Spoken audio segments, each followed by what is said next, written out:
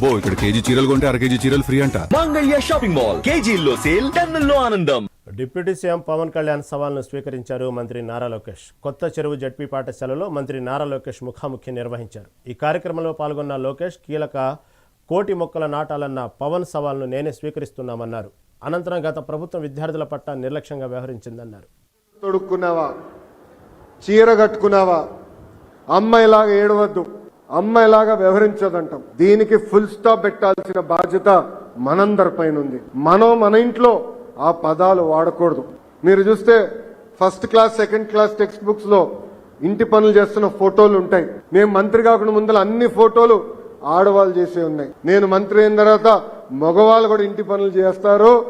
అందుకే ఫోటోలు 50-50 అంటే ఆడవాళ్ళు మగ సమానం అని అది కూడా రూపొందించాం. గౌరవ ముఖ్యమంత్రి గారు నన్ను విద్యాశాఖ మంత్రి చేసినప్పుడు నాకు ఒకటే చెప్పారు, ప్రైవేట్ పాఠశాలలకి ధీటుగా ప్రభుత్వ విద్యని తీర్చిదిద్దామని నేను చెప్పారు. అందుకే మీరు చూస్తే ఎప్పుడు లేని విధంగా ఈ రోజు అద్భుతమైన యూనిఫామ్లు మీకు అందజేశాం.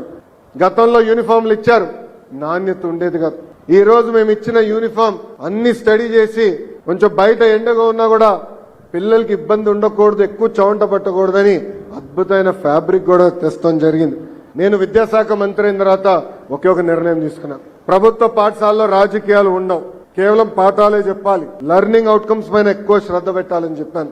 అందుకే మీరు చూస్తే మేము ఇచ్చిన పుస్తకాల్లో కానివ్వండి, బెల్ట్ లో కానివ్వండి, బ్యాగ్ పైన కానివ్వండి గౌరవ ముఖ్యమంత్రి గారి ఫోటో లేదు. రాజకీయ పార్టీల రంగులు లేవు.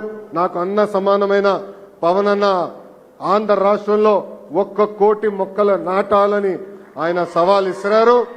ఈ రోజు ఈ సభాముఖంగా చెప్తున్నా, పవన్ అన్న విసిరేసిన సవాల్ని నేను స్వీకరిస్తున్నా.